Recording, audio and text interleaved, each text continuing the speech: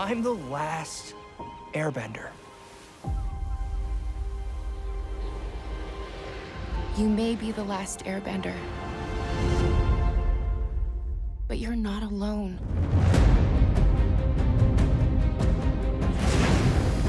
I'm the Avatar. I found allies from every nation. And together, we ended the 100-Year War. Aang, because of you, all of the nations live together. In peace and harmony. All except mine.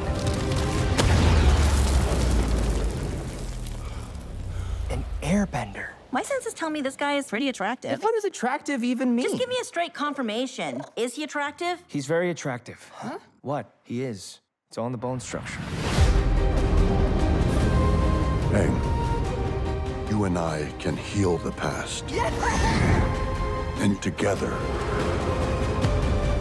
we can build a new world. Welcome to Team Avatar.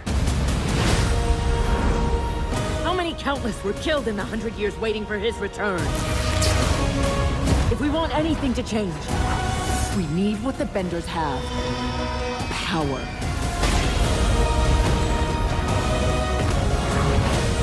This isn't the way! We can bring back balance! Peace!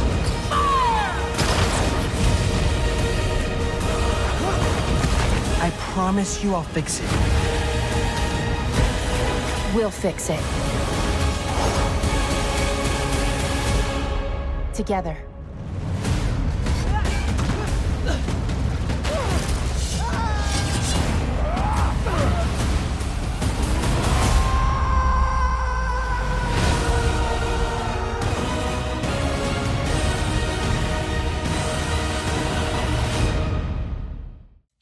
Welcome back, everyone. Team Avatar has returned. Paramount has finally released the official HD non-leaked version of the Avatar Aang Last Airbender movie trailer. So of course we'll break it all down. There's a bunch of Easter eggs, bunch of references to the classic series, even to Legend of Korra and the original comics too. Feels like old times because it has been over 10 years since I made videos about the Legend of Korra finale and the original animated Avatar series. Bryan and Mike also issued statements mentioning a bunch of Comic-Con related announcements happening that weekend. They hyped up an unannounced Avatar project, which I think is going to be one of the new movies that were mentioned a couple years ago on the roadmap. This was like the original roadmap for how things were going to go before everything got delayed. They're working on multiple movies and multiple TV show projects. We know that the Seven Havens TV show is going to be like the next big one to actually release sometime later this year or early next year, depending on when they actually do release it. Now we're getting to expand the franchise in different directions all at once. Now we're talking about doing multiple projects at the same time, including feature films. So I will do separate videos about all that stuff as they release more material, more trailers for that other stuff. Their description of this new Aang movie is, Aang is the pacifist trickster, good-natured monk. We saw him rage out and make some mistakes in the original series, Avatar: The Last Airbender series, but here he has so much unresolved survivor's guilt and trauma from the genocide of the air nomads that it eventually pushes him in a direction that isn't quite good, and it makes him make some hasty choices that maybe aren't the best for his partner, Katara, his friends, the gang, Team Aang, and himself and the world. So Aang does go a little off the rails during this movie, and as you probably noticed, it's a completely new animation style. It's a combination of 2D hand-drawn animation and 3D computer animated environments.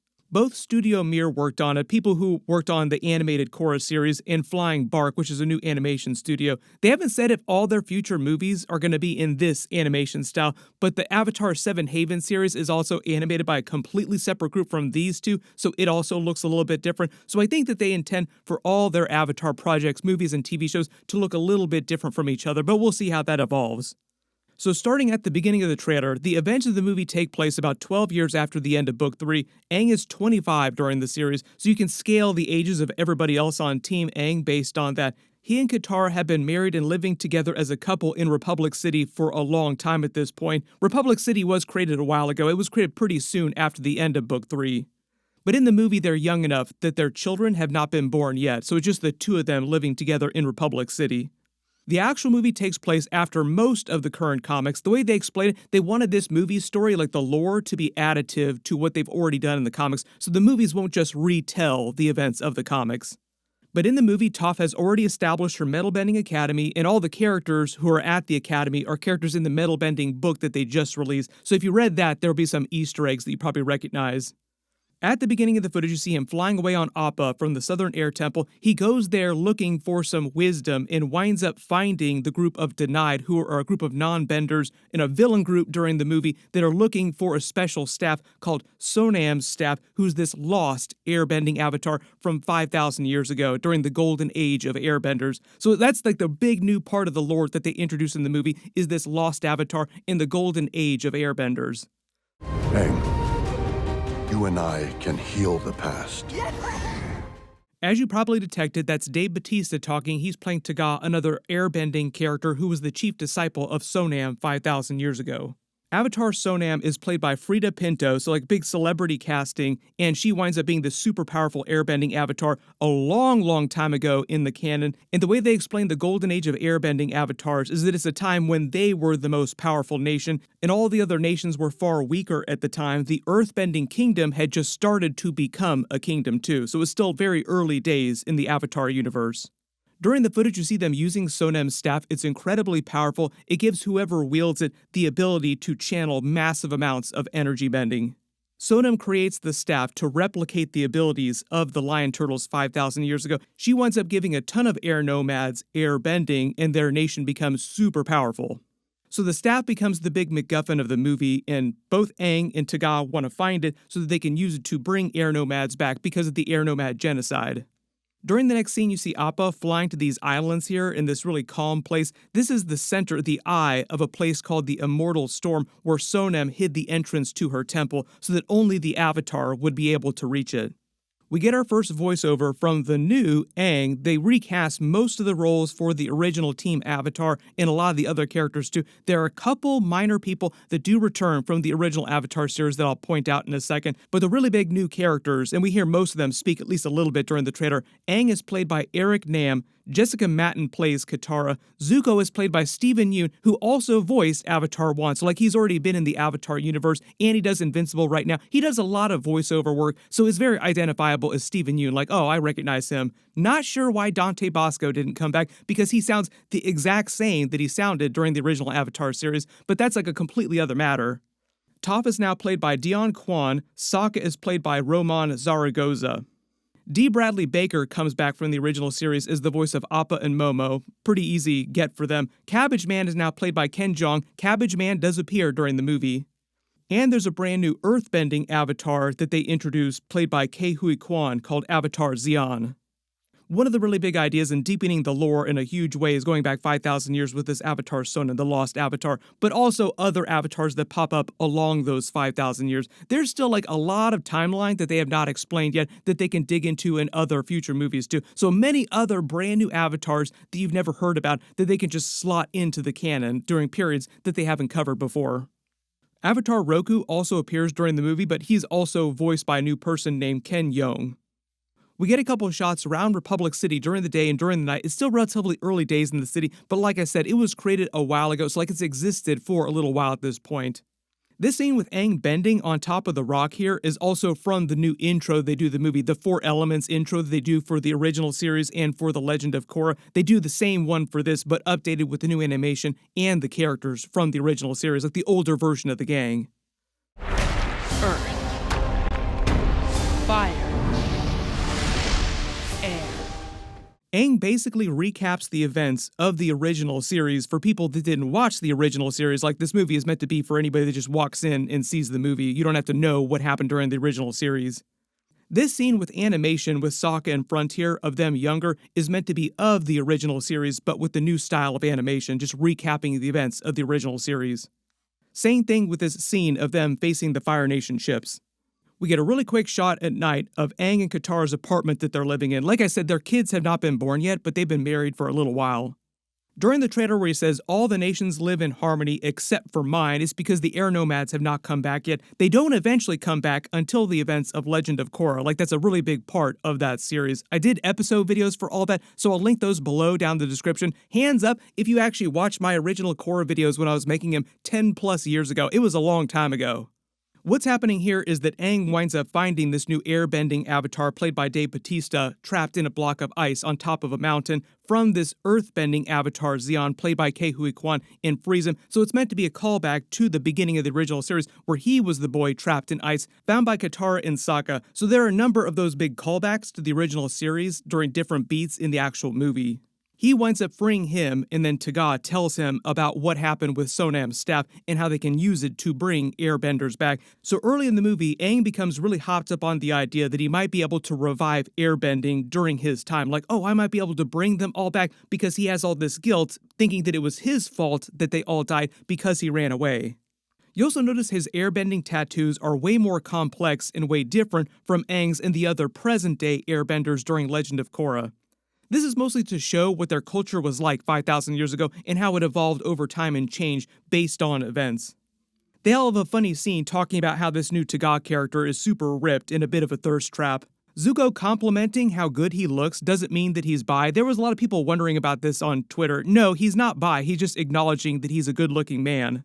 Speaking of which, during the movie, Zuko has been the Fire Lord since the end of Book 3, but he hasn't married Mai yet, and he hasn't had his daughter Azumi yet. Canonically, they haven't explained exactly who he got married to and who Azumi's mother is, but most of the fandom believes that it's going to be Mai at some point, so maybe they'll just save the events of him getting married to Mai for some other future movie. And to speak about Sokka, when the movie picks up, he's gone back to the Southern Water Tribe and become a leader down there. There's no mention of Suki during the movie or whether or not he eventually gets together with her. I think they're just also leaving that for the future too. Like, maybe we'll deal with that in some other future series or movie. Generally, the movie doesn't go too deep in what the other members of Team Avatar have been doing since the end of the comics and Book 3, just because so much of the movie is dedicated to Aang's storyline specifically. We'll fix it. Together. If you couldn't tell, this airship that they're on belongs to Zuko. It's like the Fire Lord's airship, the way they call it. We get a couple scenes of Tagah teaching Aang new airbending techniques. He teaches him some lost techniques from 5,000 years ago when airbenders were way more powerful. It just makes sense that there be things that they did during that previous ancient time that would have been lost over the thousands of years. It's similar to what you see Zahir doing during the Legend of Korra series as a super powerful airbender being able to fly without needing a glider, but the way you see Tagah doing it with Aang is that they're using the power of their two airbenders to fly through the sky. So one of the other cool things that they do in the movie is broaden Aang's understanding of how airbending works. He becomes a more powerful airbender in addition to becoming a more powerful avatar. We get a really quick shot of Sonam's temple in the past 5,000 years ago. This is Tagah's character 5,000 years ago as her chief disciple. She's the one with the staff that's like really tiny up in frame here, standing in the middle of the temple. All these other people around Tagah are other airbenders. We get a little bit of dialogue from this villain group that Aang meets at the beginning of the actual movie called the Denied, who are seeking Sonam's staff to give themselves bending because of all the tragedy and the trauma of the 100 Years' War. They want to come to power. A lot of the movie is dealing with the trauma from the 100 Years' War. We get a really quick shot of Aang inside the spirit realm in the center of Sonam's temple, taking her staff. So the idea is that the entrance to the temple is in the middle of this crazy storm that only the Avatar can reach, and the temple itself is guarded by 4 elements that the Avatar has to bend in order to get into the temple itself, which was pushed into the spirit realm. So like the actual staff is technically inside the spirit realm. But as I said, the staff is basically a hack for energy bending, so it's kind of like the reverse of what Aang does when he takes away Ozai's bending with energy bending. If you remember the original Legend of Korra series with Steven Yeun's Avatar 1, when they showed the lion turtles giving people bending for temporary periods of time, basically the staff does that. All these scenes where the sky turns purple is where Tagah uses the power of the staff to push Sonam's temple back into the regular physical world over Republic City. So part of the idea is they have this giant floating temple above Republic City during the climax of the movie with the big final fight between the two of them. We get a couple scenes of Team Avatar all fighting together, using their powers together. The people they're fighting here are the Denied that gain airbending from Sonam's staff because they wind up helping Tagah eventually. So part of the idea in the movie, for like the climax, for like a brief period, there are a ton of new airbenders created using this staff. This is why you see a bunch of Airbenders jumping around later in the trailer where Toph is fighting them here. During the entire trailer, they used the theme music from the original Avatar: The Last Airbender series. Of course, they're going to reuse the same theme. Jeremy Zuckerman also came back to do more music for this movie. I think he also did music for the brand new Seven Havens TV series, too.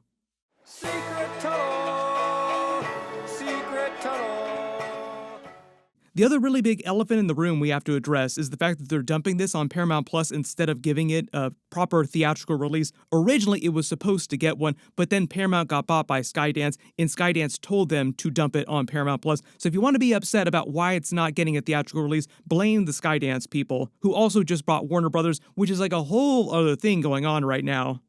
Michael Dante DiMartino also issued a special statement addressing the leak and everything that's happened with Avatar Studios that they used to actually make this and what the future of that studio is going to be in future Avatar projects. Basically, trying to tell everybody to chill out, that it's actually going to be okay. Like, the future is looking good for Avatar fans. They're going to continue to be making stuff for a long time. So if you do want to support the movie, you want to support Avatar Studios like we all do, watch the movie when it does release on Paramount Plus on July 25th. My breakdown video should post later that day too. Maybe if we're lucky, it'll get a physical release. They haven't said anything about that, but hopefully at their Comic-Con panel, whatever they wind up doing at Comic-Con, they'll explain some of those details. Everybody post all your reactions in the comments below and let me know if you spotted any Easter eggs or references in the new trailer that I didn't talk about in the video.